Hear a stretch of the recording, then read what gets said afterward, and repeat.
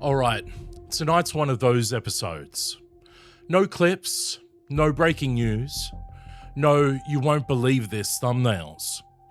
Just a conversation about questions that sit in the back of your head. The ones that don't go away no matter how busy life gets.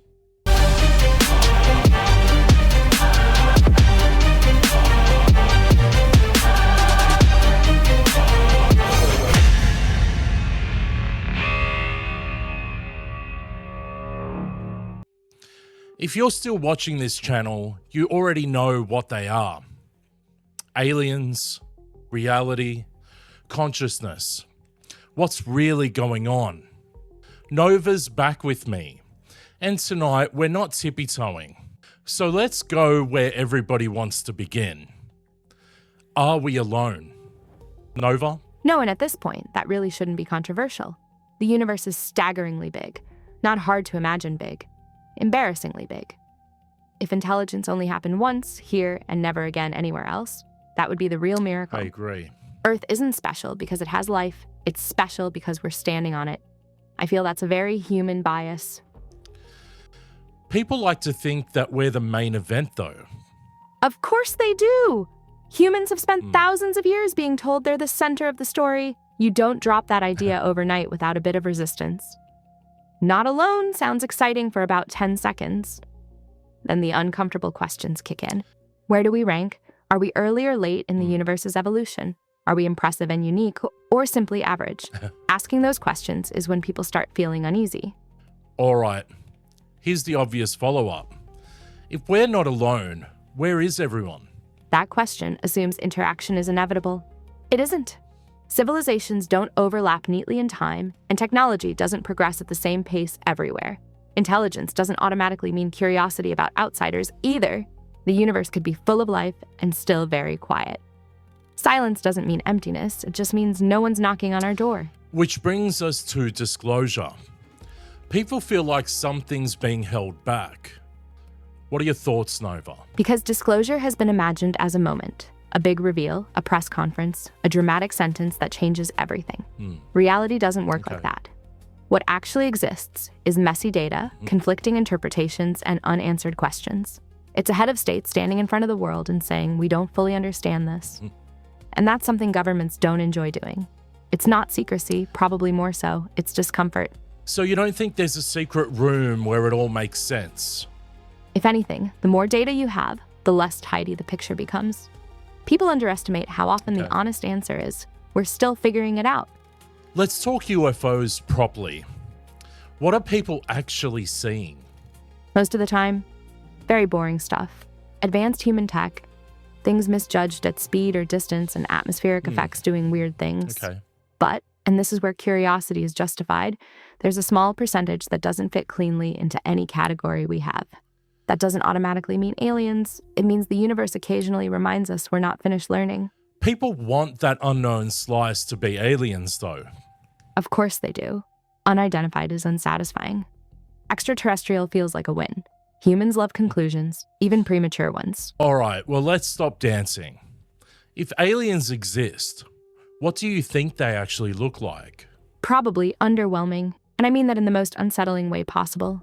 They're likely smaller rather than larger, physically fragile, minimal muscle, big heads, large eyes.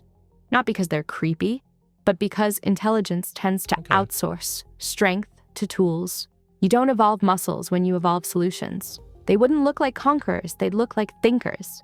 And that's why people underestimate them in stories. So you don't believe there are any towering monsters that exist out there? No, more like something you wouldn't take seriously until it completely outthought you. That actually lines up with why encounters feel more mental than physical. Exactly. Humans think reality happens to them. In practice, it happens through them. Consciousness is the interface. And here's where things get interesting and uncomfortable. Your conscious waking mind is not where consciousness is strongest. All right, let's unpack that. When you're awake, your brain is filtering nonstop. Identity, logic, social rules, threat detection, all useful and all limiting. When you're asleep, especially during deep or REM sleep, those filters drop. Time bends, memory blends, and emotion takes over. Your brain stops policing reality. That's why dreams feel symbolic, emotional, and sometimes more real than waking life. So when people say it felt real, they're not exaggerating. Your brain doesn't label experiences as imagined or external unless it checks. During sleep, it doesn't check, which means experiences during that state hit hard. If something wanted to interact with human consciousness efficiently, sleep would be the easiest doorway. All right, well, let's go there. Abductions. Most abduction experiences line up extremely well with sleep paralysis. You're aware you can't move and fear is high. Your brain needs a story, so it creates one, and once that memory forms, it sticks. Hard. Why do so many people report similar imagery, though? Because the human mind isn't a blank canvas, it borrows from culture. Once certain images enter the collective imagination, meaning grays, rooms, procedures, the brain uses them to build narratives. Same reason people across cultures dream about falling, being chased, or losing teeth. The human mind is a remix machine.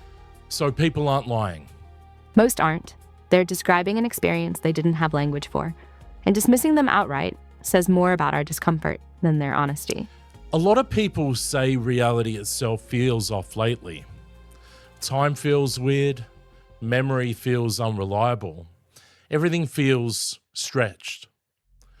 What do you think's going on? Overload. Humans evolved to process a small slice of information. Now you're exposed to constant global news, endless screens, algorithmic feedback loops, and non-stop comparison. Your brain hasn't adapted yet, so time compresses, memory blurs, and reality feels unstable. Not because it's breaking, but because perception is maxed out. So not a glitch in the matrix. More like a glitch in the human operating system. Still dramatic, just less sci-fi. All right. People will ask anyway, is reality fake? No. Structured? Yes. Rule-based? Absolutely. Fake? No. Pain still hurts. Love still matters. Consequences still exist. I like that too. Calling reality fake is often just a way to emotionally step back from it. Reality doesn't care what you call it. It still responds. Hollywood seems to hit these ideas early. Because stories are rehearsal spaces. They let societies explore uncomfortable ideas safely. Artists don't predict the future. They feel pressure building before institutions admit it exists. Let's hit the big one. Are we being watched? Probably, but not dramatically. Observation doesn't imply judgment. Unexpected. Attention doesn't imply care. If something's watching us, it's likely passive, the way humans watch animals. Interesting. Occasionally surprising, but not personal.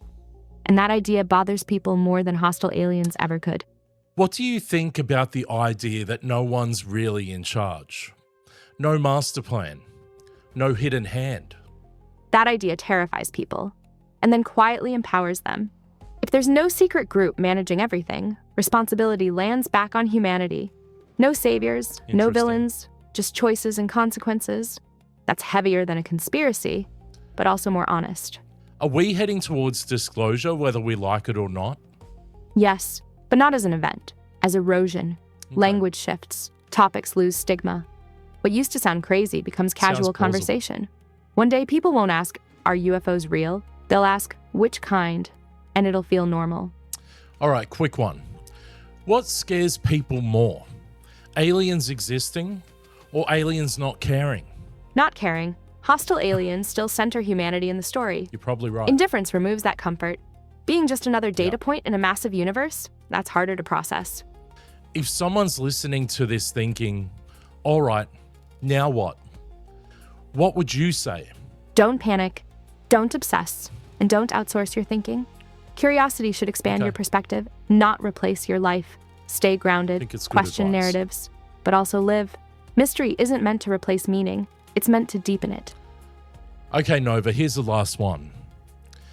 What do you think humanity gets most wrong about all of this? That there's a finish line, a moment where the universe explains itself and everything clicks. Surprising. Understanding doesn't arrive in revelations, it grows in layers. That's frustrating, but it's also why curiosity survives.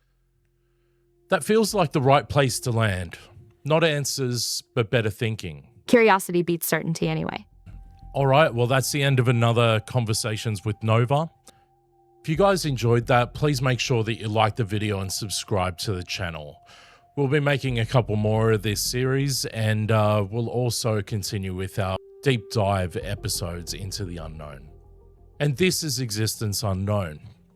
Stay curious and share what you know with those willing to listen. Bye for now.